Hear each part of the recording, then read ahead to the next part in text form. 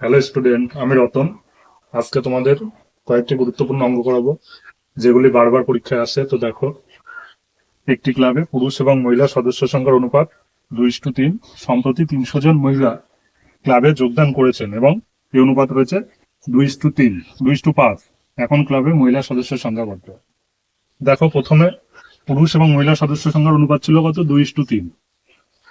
তাহলে পুরুষ ইস্টু মহিলা 2:3। তাহলে দেখো, শুরুতে প্রথমে পুরুষ এবং মহিলা সদস্যের সংখ্যা কত ছিল? 2:3। পরে 300 জন মহিলা ক্লাবে যোগদান করেছে এবং ওই অনুপাত হয়েছে 2:5। তাহলে মহিলা এসছে, দেখো 300 জন মহিলা এসে 2:5 হয়েছে। তাহলে আমাদের পুরুষ সদস্য সংখ্যা দেখো প্রথমে যা ছিল, তাহলে নিশ্চয়ই পরেও তাই থাকবে। তো পুরুষ সদস্য সংখ্যা দেখো প্রথমে 2 ইউনিট ছিল, পরে 2 ইউনিটে আছে, কিন্তু মহিলা সদস্যের সংখ্যা 3-এর জায়গায় 5 হয়ে গেছে। কেন? ওই যে 300 জন মহিলা পরে যোগ হয়েছে। তাহলে আমাদের অনুপাতে দেখো 3-এর জায়গায় 5 হয়েছে, তাহলে মহিলা কত বেড়েছে? 2 ইউনিট বেড়ে গেছে। আর অরিজিনালি বেড়েছে কত? 300। তাহলে আমরা এই 2 ইউনিটের মান 300 লিখতে পারি। তাহলে 2 ইউনিট সমান সমান 300। 1 ইউনিট সমান সমান কত? 150 দুগুণে 300, 150। তাহলে বলেছে কি, এখন মহিলা সদস্যের সংখ্যা কত? দেখো, বর্তমানে মহিলা সদস্য আছে কত? 5 ইউনিট। তাহলে 1 ইউনিটের মান যদি 150 হয়, তাহলে মহিলা সদস্য সংখ্যা আছে 5 ইউনিট। 5 ইউনিটের মান কত? 5 গুণ 150। তাহলে 5×15 = 75, 750 জন। তাহলে এখন মহিলা সদস্যের সংখ্যা কত হয়ে যাবে?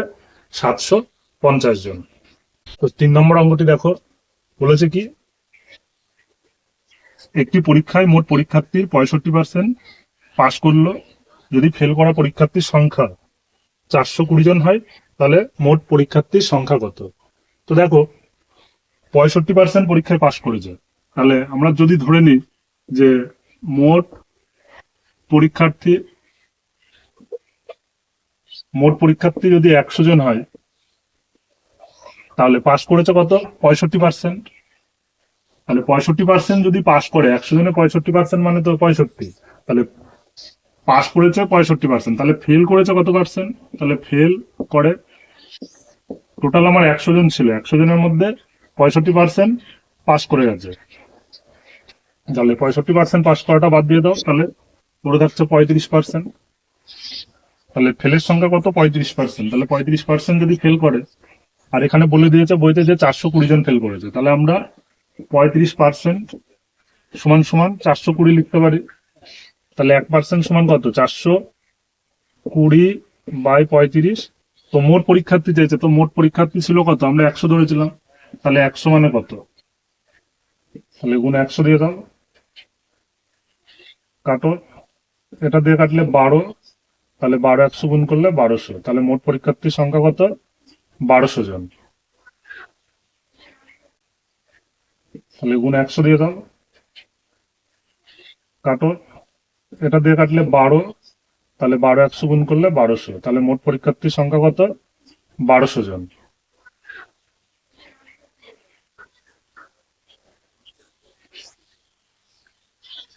পরবর্তী অঙ্কটি দেখো, বলেছে একটি সংখ্যা প্রথমে 10% বৃদ্ধি ও পরে 10% হ্রাস পেলে শতকরা কত পার্সেন্ট বৃদ্ধি বা হ্রাস পাবে? তো দেখো, এমন ধরনের অঙ্ক থাকলে যে একই সংখ্যা বৃদ্ধি বা হ্রাস পাচ্ছে, তো এমন ধরনের অঙ্ক থাকলে আমরা কি করব?